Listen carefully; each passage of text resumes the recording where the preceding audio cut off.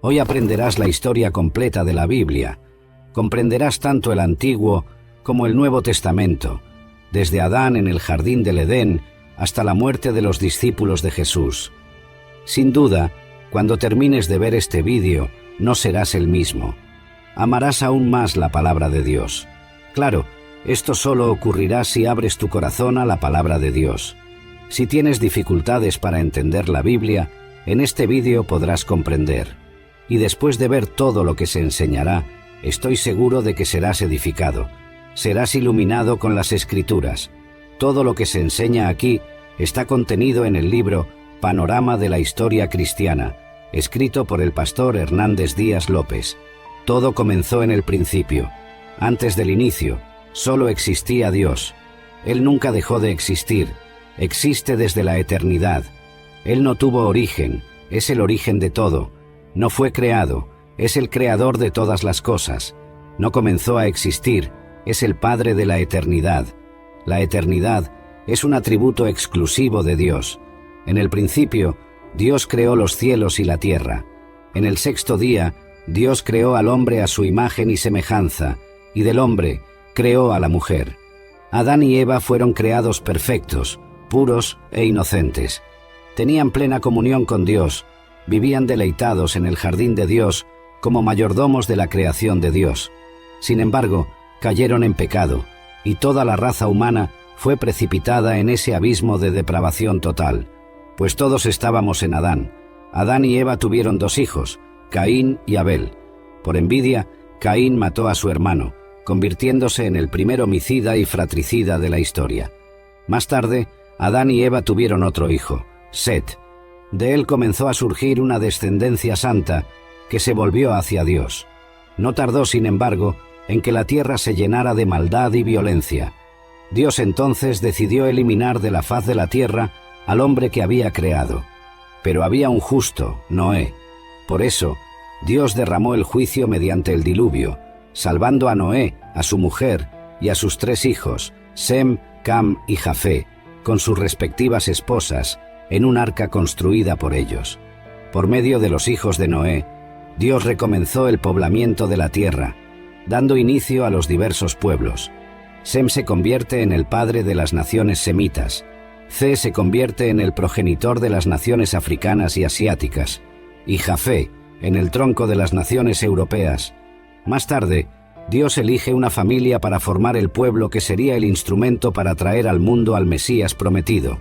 Llama a Abraham de Ur de los Caldeos. Este deja su tierra y su parentela y se convierte en un peregrino de la fe, levantando altares a Dios por donde pasaba. Siguió con Abraham su sobrino Lot, que llegó a ser padre de 2 naciones, los amonitas y los moabitas. Cuando Abraham salió de Harán, tenía 75 años. Dios prometió que tendría un hijo, el hijo de la promesa, y sería padre de una nación numerosa, y en él serían benditas todas las familias de la tierra. Abraham esperó 11 años sin que la palabra de Dios se cumpliera. Entonces, Sarai, su mujer, dejando de creer en la promesa divina, entregó a su sierva Agar para cohabitar con Abraham. Nació así Ismael, que llegó a ser padre de una nación numerosa, el pueblo árabe, enemigo histórico del pueblo de Israel. Cuando Abraham tenía 99 años, Dios se le apareció y le ordenó salir de su tienda y contar las estrellas del cielo. Entonces le dijo que su descendencia sería tan numerosa como las estrellas del cielo y la arena del mar, pero también que su posteridad sería esclava por un período de 430 años. Dios cambia el nombre de Abraham, gran padre, a Abraham, padre de una nación numerosa. Cuando el hijo de la promesa aún no había nacido, estaba Abraham con 100 años y su mujer Sarai con 90 años, cuando Isaac nació. Isaac se casó con Rebeca, que era estéril. Después de 20 años de casados, Rebeca fue curada y les nacieron 2 hijos gemelos, Esaú y Jacob. Esaú se convirtió en padre de los edomitas, y Jacob, que en su conversión recibió el nombre de Israel, se convirtió en padre de los israelitas. Jacob tuvo 12 hijos y una hija. Por medio de José, el penúltimo hijo, la familia de Jacob se mudó a Egipto con 70 personas. Allí habitaron la tierra de Gosén, una región fértil. Esas 70 personas se multiplicaron de manera asombrosa. Después de 400 años en Egipto, salieron de allí bajo el liderazgo de Moisés, con 600.000 hombres, sin contar mujeres y niños, es decir, alrededor de 2 millones de personas. La peregrinación por el desierto hacia la tierra prometida, que debía hacerse en 3 meses, llevó 40 años debido a la incredulidad del pueblo. De los 12 espías que fueron a conocer la tierra prometida, 10 regresaron con un informe pesimista e incitaron y amotinaron al pueblo contra Dios y Moisés. Ante los gigantes de esas tierras, se sintieron como saltamontes y se empequeñecieron, dudando del poder de Dios. Entonces, Dios los castigó severamente, condenando a todo ese pueblo a perecer en el desierto, permitiendo que solo Josué y Caleb, los espías creyentes, entraran en la tierra prometida. El pueblo de Israel anduvo en círculos en el desierto durante 40 años, un año por cada día que espiaron la tierra. El desierto se convirtió en el mayor cementerio del mundo, donde pereció toda aquella generación que salió de Egipto, excepto los 2 hombres que se atrevieron a confiar en Dios. Tras los 40 años de peregrinación, tenemos 6 años de conquista de la tierra bajo el liderazgo de Josué, pero aún quedaba mucha tierra por conquistar. Josué, siervo de Moisés, introdujo al pueblo en la tierra prometida por un llamado de Dios y por una capacitación extraordinaria. Después de la muerte de Josué, comienza una larga fase de 330 años de gobierno teocrático, llamado Período de los Jueces. Fue un tiempo de gran inestabilidad espiritual y de altibajos en la vida de Israel. En el tiempo de los jueces, el pueblo hacía lo que le venía en gana. Debido a la dureza del corazón del pueblo de Israel, este fue oprimido por muchos enemigos. En ese tiempo, Dios levantó líderes de gran talla como Gedeón, Jefté, Sansón y Samuel. Después de ese largo período, vino una nueva fase, la monarquía. El pueblo de Israel, mirando a las naciones vecinas, pidió un rey. El pueblo ya no quería que Dios gobernara sobre él. Samuel, el último juez, entonces unge a Saúl como rey sobre Israel. Saúl gobierna por 40 años. Comienza bien y termina mal. Abre las cortinas de su gobierno con humildad, pero luego se rinde a la soberbia, a la crueldad y finalmente a la rebeldía y a la apostasía. Después de él, David reina en su lugar, también por 40 años, trasladando la capital de Israel de Hebrón a Jerusalén. Su gobierno es exitoso. David fortaleció su reino y se convirtió en el rey más destacado de Israel. Acumuló fortunas, conquistó tierras, venció ejércitos, caminó con Dios. Fue un hombre según el corazón de Dios. A pesar de pecar gravemente contra Dios, contra su familia y contra su pueblo, se arrepintió y fue perdonado por Dios. De su línea vino el Mesías. Tras su muerte, Salomón, su hijo, reina en su lugar por 40 años. Pidió a Dios sabiduría, y Dios le dio sabiduría y riquezas. Se convirtió en un hombre notorio en su tiempo. Edificó el templo de Jerusalén y disfrutó de paz en su gobierno. Sin embargo, debido a sus muchas mujeres, su corazón se corrompió. Solo en la vejez, Salomón se volvió hacia Dios y se arrepintió de su pecado. Así, tuvimos 120 años de Reino Unido. Saúl cayó en las redes de la hechicería, David en la trampa del adulterio y Salomón en las garras de la idolatría. Dios atendió al deseo del corazón del pueblo, dándole reyes, pero el pueblo tuvo que sufrir las consecuencias de esa insensata elección. Tras la muerte de Salomón, el reino se dividió porque su hijo Roboam se negó a tener en cuenta el clamor del pueblo para aliviar los impuestos abusivos. La pompa, el fausto y el lujo del gobierno salomónico eran sostenidos por los brazos de los trabajadores. Ellos, estrangulados por impuestos exorbitantes, aprovecharon la transición de gobierno para reivindicar cambios. Como no tuvieron éxito, no pudieron caminar con el nuevo rey. Así, 10 de las 12 tribus conspiraron contra Roboam y siguieron a un nuevo líder, Jeroboam I, formando el Reino del Norte, cuya capital se convirtió en Samaria. El Reino del Norte duró 209 años. Este reino tuvo 19 reyes, provenientes de 8 diferentes dinastías. Ninguno de estos reyes fue piadoso, todos se apartaron de Dios y siguieron los caminos de Jeroboam I. Este rey decidió usar la religión por intereses políticos, temiendo que sus súbditos buscaran Jerusalén para adorar en el templo y fueran así atraídos políticamente por los reyes de Judá. Jeroboam I decidió construir templos en el reino del norte en Betel, Gilgal y Berbea. En ellos colocó un becerro de oro e indujo al pueblo a adorarlo como si fuera el propio Dios. Todos los 19 reyes del reino del norte siguieron ese camino. Todos fueron impíos y perversos. Ninguno buscó a Dios.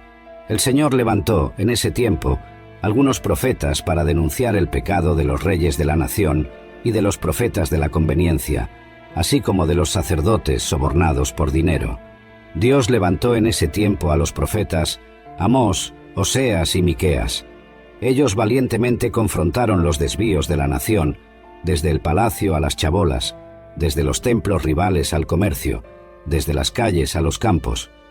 Denunciaron la corrupción política y alzaron la voz contra la religión prostituta, lanzaron el libelo acusatorio de Dios contra los poderes ejecutivo y legislativo que se habían corrompido. Denunciaron la injusticia social y la opresión económica, convocaron al pueblo al arrepentimiento, pero sus mensajes cayeron en oídos sordos. En el reinado de Acab, por medio de su mujer Jezabel, se difundió en Israel la perniciosa creencia en Baal, el dios cananeo de la prosperidad.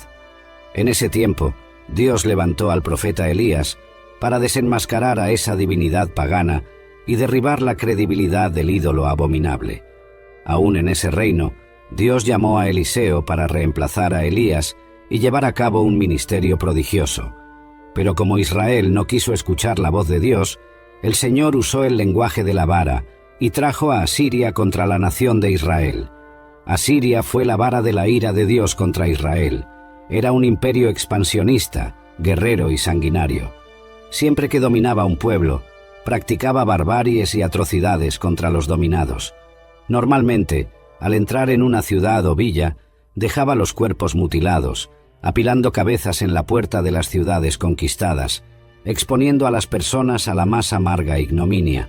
Tras llevar al pueblo del norte al cautiverio, el rey Sargón II envió a la tierra de Israel una mezcla de otros pueblos, formando allí una gran mezcla de razas. Sabía que la acción racial debilitaría el potencial de existencia de un pueblo.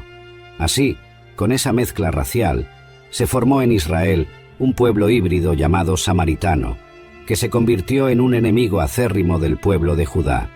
El reino del sur, compuesto por las tribus de Benjamín y Judá, tuvo 20 reyes, varios de los cuales fueron piadosos, como Asa, Josafat, Ezequías, Jotán, Uzías, Joás y Josías.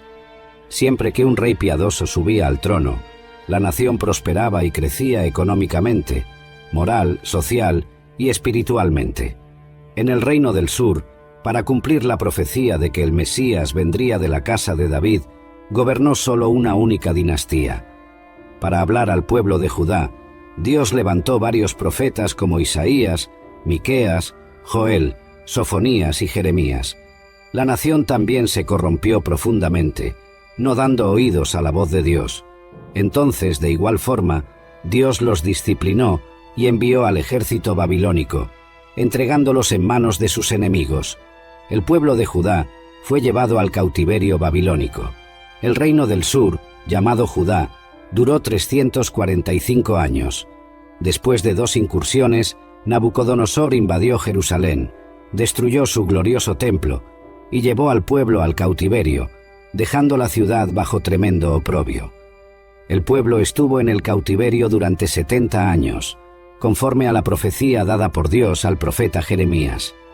En el período del cautiverio, Dios levantó a los profetas Jeremías, Ezequiel y Daniel. En ese período, el pueblo fue purificado de la idolatría y surgieron las sinagogas.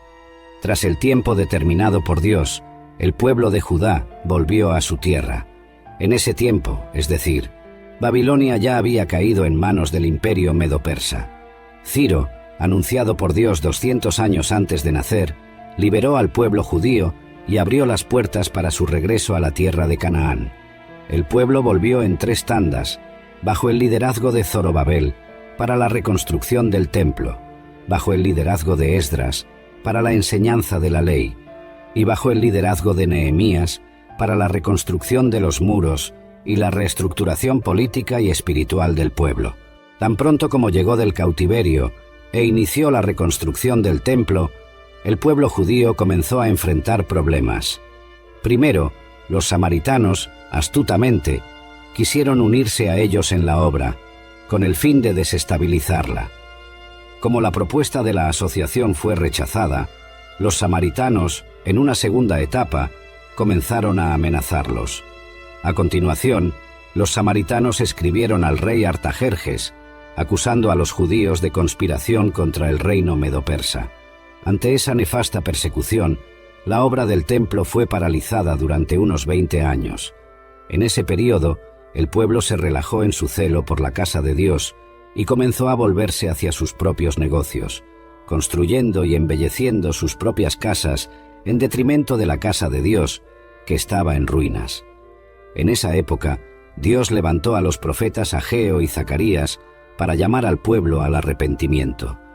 El mensaje de estos profetas tuvo un efecto rápido y profundo. El pueblo se arrepintió y volvió con entusiasmo para concluir la reconstrucción del templo. Entonces, hubo un gran despertar espiritual, un arreglo en las familias y en el sacerdocio, y un regreso de todo corazón a Dios. Unos 100 años pasaron y se levantó una nueva generación. Ahora, el pueblo continuaba yendo al templo, haciendo sus sacrificios, pero ya no honraba más a Dios. Ofrecían a Dios en holocausto animales ciegos, enfermos y lisiados, despreciaban la mesa del Señor, considerándola inmunda. Los sacerdotes se corrompieron y dejaron de enseñar la palabra de Dios al pueblo. La familia fue profundamente afectada. Los matrimonios comenzaron a desmoronarse, terminando en divorcio. El pueblo ya no creía más que Dios fuera capaz de juzgarlo, por lo que se relajó en la devolución de los diezmos. Aunque continuaba frecuentando el templo, estaba lejos de Dios. En ese tiempo, Dios levantó a Malaquías para llamar al pueblo al arrepentimiento. Así, se cerró el Antiguo Testamento, 400 años antes de Cristo. Tras el profeta Malaquías, tenemos un largo período de 400 años, llamado período interbíblico o período del silencio profético.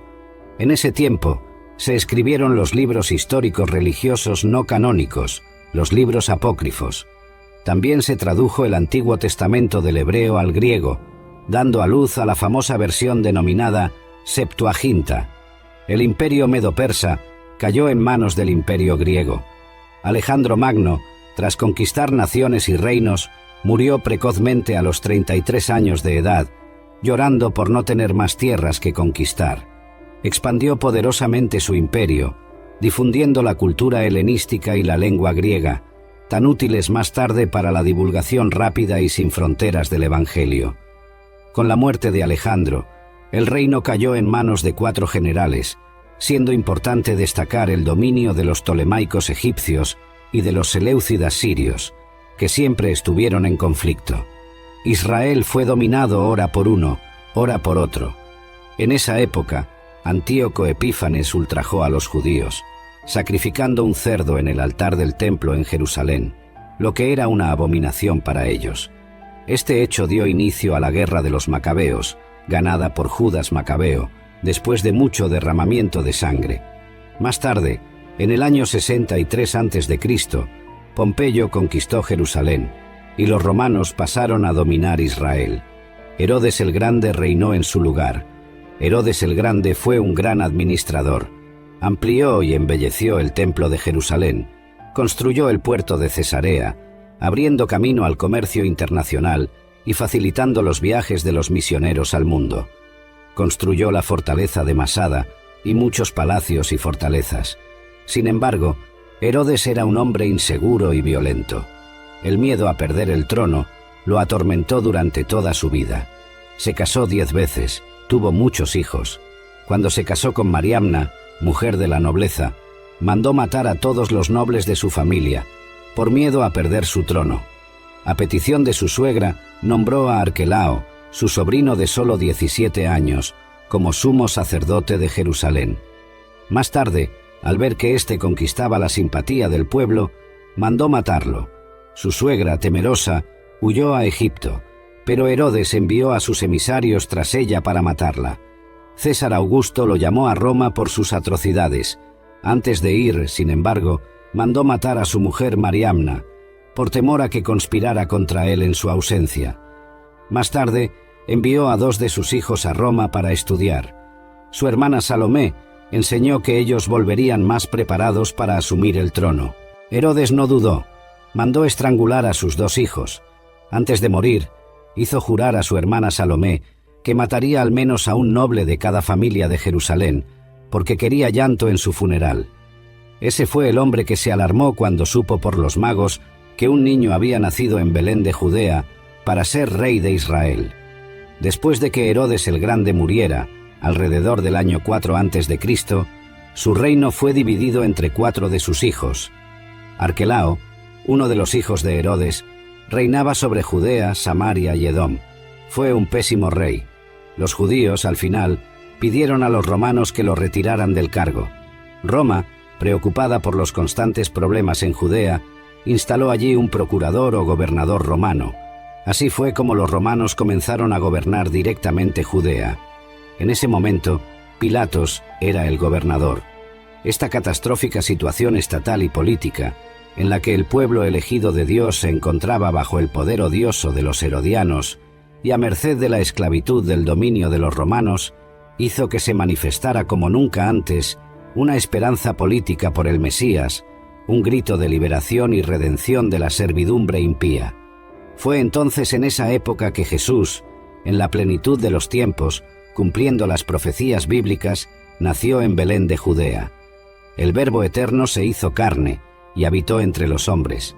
Vivió entre nosotros, lleno de gracia y de verdad. Se vistió de piel humana, calzó las sandalias de la humildad, pisó nuestra tierra, comió nuestro pan, bebió nuestra agua, sintió nuestro dolor, lloró nuestras lágrimas, cargó sobre su cuerpo en la cruz nuestros pecados y resucitó en gloria para nuestra justificación. Tanto la cultura helenística como la romana se unieron a la contribución de los judíos en la venida del Mesías al mundo. Cuando Jesús nació, Palestina estaba bajo el dominio de Roma. Con la persecución de Herodes el Grande, José y María huyeron con el niño Jesús a Egipto, quedándose allí hasta la muerte del impío rey. Regresaron de Egipto y se establecieron en Nazaret, ciudad donde habían vivido anteriormente. Allí, Jesús creció como hijo de un carpintero. A los 30 años de edad, inició su ministerio, habiendo sido bautizado en el Jordán por Juan el Bautista, identificándose así con los pecadores a quienes vino a salvar. Allí, en el Jordán, mientras Jesús oraba, los cielos se abrieron y el Padre habló: «Este es mi Hijo amado, en quien me complazco». En ese mismo instante, el Espíritu Santo descendió sobre él en forma de paloma, revistiéndolo de poder para iniciar su ministerio. Del Jordán, Jesús fue conducido al desierto por el Espíritu Santo, donde ayunó durante 40 días y 40 noches, tiempo en que fue tentado por el diablo. Por 3 veces, el diablo atacó a Jesús para derribarlo, pero el Hijo lo venció en el desierto, usando siempre la espada del Espíritu, la palabra de Dios. El diablo derribó al primero en el paraíso, pero fue derrotado por el segundo Adán en el desierto. Del desierto, Jesús, lleno del Espíritu Santo, siguió hacia Galilea, llegando a Nazaret, donde vivió la mayor parte de su vida terrenal. Entró en la sinagoga, tomó el rollo del libro de Isaías y leyó: «El Espíritu del Señor está sobre mí, por lo que me ungió para predicar, para curar y para liberar». Jesús llamó a 12 hombres, a quienes dio el nombre de apóstoles, invirtiendo la mayor parte de su tiempo para entrenarlos y discipularlos. Recorrió Galilea, Perea, Samaria y Judea. Predicó en ciudades, aldeas y campos. Predicó en sinagogas y en el templo. Predicó al aire libre, en la playa y también en hogares. Predicó a multitudes y también a pequeños grupos. Jesús anduvo por todas partes, haciendo el bien y liberando a todos los oprimidos por el diablo. Curó a los enfermos, alimentó a los hambrientos, dio vista a los ciegos, enderezó a los paralíticos, hizo caminar a los cojos, dio audición a los sordos, purificó a los leprosos, liberó a los poseídos y resucitó a los muertos. Fue la suprema revelación de Dios a los hombres. Recibió el nombre de Emmanuel, Dios con nosotros. Él es el propio Dios manifestado en carne. Jesús vino con una misión definida: morir por todos aquellos a quienes el Padre le dio. Nació para morir, murió para que pudiéramos vivir. El apóstol Pablo fue enfático al decir que murió por nuestros pecados, según las Escrituras, fue sepultado y resucitó al tercer día, según las Escrituras. Su muerte no fue un accidente, ni su resurrección una sorpresa. El diablo usó diversos artificios para apartarlo de la cruz, pero Jesús marchó hacia ella como un rey camina hacia la corona. En la cruz, Jesús aplastó la cabeza de la serpiente y triunfó sobre los principados y potestades, exponiéndolos al desprecio. En la cruz, Jesús consumó la obra de la redención. En la cruz, nos liberó. La muerte no pudo detenerlo. Al tercer día, Jesús resucitó para nuestra justificación. Antes de subir a los cielos, sin embargo, instruyó a los discípulos a permanecer en Jerusalén, esperando la promesa del Padre, hasta que fueran revestidos de poder. En Hechos, capítulo 1, versículo 8, Jesús habla sobre la capacitación de poder dada por el Espíritu Santo y también da la estrategia de acción a seguir: ser testigos tanto en Jerusalén como en toda Judea, Samaria y hasta los confines de la tierra. Tras Pentecostés, la Iglesia explotó en Jerusalén con un crecimiento asombroso. Multitudes eran continuamente agregadas a ella. El crecimiento y la expansión de la Iglesia de Jerusalén son registrados por Lucas hasta el capítulo 7 del libro de Hechos. Como la Iglesia aún estaba limitada a Judea, Dios envió una persecución contra ella, y los creyentes fueron dispersados, llevando la palabra por donde iban. Así es como Felipe llegó a Samaria, rompiendo los muros de enemistad y predicando allí el Evangelio con poder. El pueblo se alegraba al oír y ver las cosas que Dios hacía por medio de Felipe. El diácono predicador hablaba y hacía, predicando a los oídos y a los ojos. Por la imposición de manos de los apóstoles Pedro y Juan, los samaritanos también recibieron el Espíritu Santo. El Evangelio se extendió más allá de las fronteras de Israel con la conversión del perseguidor de la Iglesia, Saulo de Tarso, en el camino a Damasco.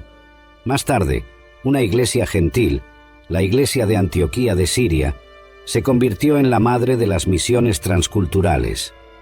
Después de esto, Bernabé y Saulo partieron para el primer viaje misionero en las regiones de Galacia, pasando por Perge, Derbe, Iconio y Listra, estableciendo iglesias y constituyendo presbíteros. En el segundo viaje misionero, Pablo y Silas fueron a las provincias de Macedonia y Acaya, plantando iglesias en Filipos, Tesalónica, Berea y Corinto. Desde Antioquía de Siria, Pablo escribió la carta a los Gálatas, a Corinto y las dos cartas a los tesalonicenses. En el tercer viaje misionero, Pablo visitó la provincia de Asia Menor, permaneciendo 3 años en Éfeso, la capital de la provincia, desde donde escribió las dos cartas a la iglesia de Corinto. En esa ciudad cosmopolita, de más de 300.000 habitantes, había el templo de la diosa Diana, un palacio de mármol 4 veces mayor que el Partenón de Atenas, de las 7 maravillas del mundo antiguo. En los años que Pablo pasó en Asia Menor, se plantaron iglesias en toda la provincia, como las de Pérgamo, Tiatira, Sardes, Filadelfia, Laodicea, Colosas y Hierápolis. Debido a la hambruna que asoló el mundo en tiempos del emperador Claudio, los judíos fueron expulsados de Roma, según se registra en el libro de Hechos, capítulo 18, versículo 2. Pablo entonces hizo una gran colecta entre las iglesias gentiles para llevar a los pobres de Judea. Al embarcarse rumbo a Jerusalén, comunicó a los ancianos de Éfeso que, de ciudad en ciudad, lo que lo aguardaba eran cadenas y tribulaciones. Sin embargo, no consideraba su propia vida para cumplir su ministerio de anunciar el Evangelio de la gracia de Dios. Antes de embarcar hacia Jerusalén, escribió su epístola más robusta, la Carta a los Romanos, donde compartió su deseo de visitar la capital del imperio y compartir con la Iglesia la palabra, siendo por ella enviado hasta España. A pesar de llevar significativa ayuda financiera a los pobres de Judea, Pablo fue arrestado en Jerusalén y de allí trasladado a Cesarea, donde fue acusado durante 2 años por los judíos bajo la égida de los gobernadores Félix y Festo. Ante la tendencia de Festo de entregarlo en manos del Sanedrín, que planeaba su muerte, Pablo, usando los privilegios de su ciudadanía romana, optó por ser juzgado en Roma. En el viaje hacia la capital del imperio, enfrentó un terrible naufragio. El barco se despedazó por completo, pero todos los pasajeros y tripulantes fueron salvados milagrosamente, conforme a la promesa de Dios a Pablo. En la isla de Malta, donde llegaron, una víbora mordió la mano de Pablo, pero Dios neutralizó el veneno letal de la serpiente y aún usó a su siervo para curar a todos los enfermos de la isla. Así, los malteses enviaron a Pablo a Roma con todas sus necesidades cubiertas. Allí, permaneció preso durante 2 años en una casa alquilada. Desde allí, Pablo evangelizó a la guardia pretoriana, estimuló a los creyentes a trabajar y escribió cartas a los efesios, a los filipenses, a los colosenses y a Filemón. Tras ese período, Pablo fue liberado de la prisión. Luego, escribió la primera carta a Timoteo y la carta a Tito. Pero a partir del año 64, la persecución a la Iglesia, en vez de ser religiosa, pasó a ser política, y Pablo regresó a la prisión, siendo encerrado en una mazmorra, un sótano subterráneo, oscuro, húmedo e insalubre.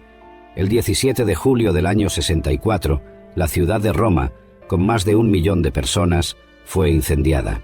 Nerón, el emperador, vestido de actor, subió a lo alto de la torre de Mecenas, desde donde observó el espantoso espectáculo de las llamas devorando la ciudad.